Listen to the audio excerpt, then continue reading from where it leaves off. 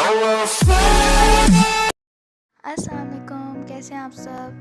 तो आज जो मेरी रेसिपी है वो है क्रिस्पी चिप्स की, और इसके लिए जो हमें इंग्रेडिएंट्स चाहिए वो मैं मेंशन कर रही हूँ। और ये बहुत मज़ेदार बनते हैं, कमाल के बनते हैं। Even you have to try it. So जब मैंने फ़र्स्ट टाइम बना के खाया है and it's look so yummy, और खाने में भी बहुत मज़ेदार थे।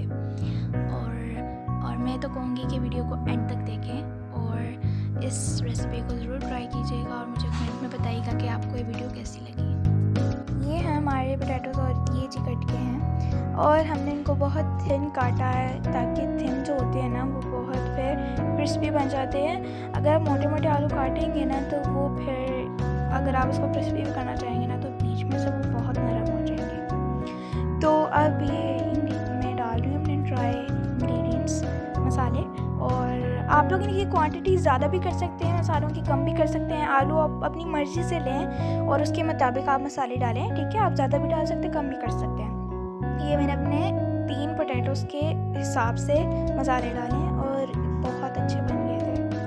और इस रेसिपी का आपने ज़रूर ट्राई करना है और फिर मुझे कमेंट में बताना कि कैसी लगी आपको ये रेसिपी, ठीक है।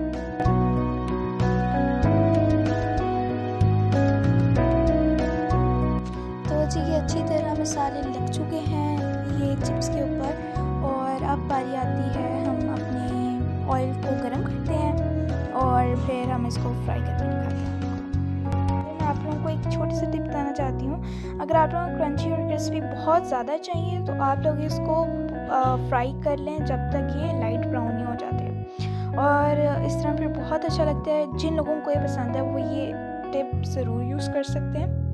और आगे मैं आप लोगों को इसके रिज़ल्ट भी दिखाऊंगी जब मैं इसकी फ़ाइनल लुक दिखाऊंगी। तो मैंने पूरी वीडियो फ्राइंग की नहीं बनाई क्योंकि फिर इस तरह मसला होने लग जाता है, तो फिर एक हाथ से फ्राई करी हूँ तो फिर डेंजरस हो जाता है। तो इससे अच्छा मैं आप लोगों को अब फ़ाइनल लुक दिखाती हूँ। तो ये है जी फ़ाइनल लुक, और ये बहुत आला क्रिस्पी, ये देखिए मैं आप लोगों को दिखा रही हूँ, इतने मज़ेदार बने थे। और अगर आप लोगों को मेरी वीडियो पसंद है तो लाइक करें, कमेंट करें, शेयर करें with your family and friends. अल्लाह हाफ़िज़।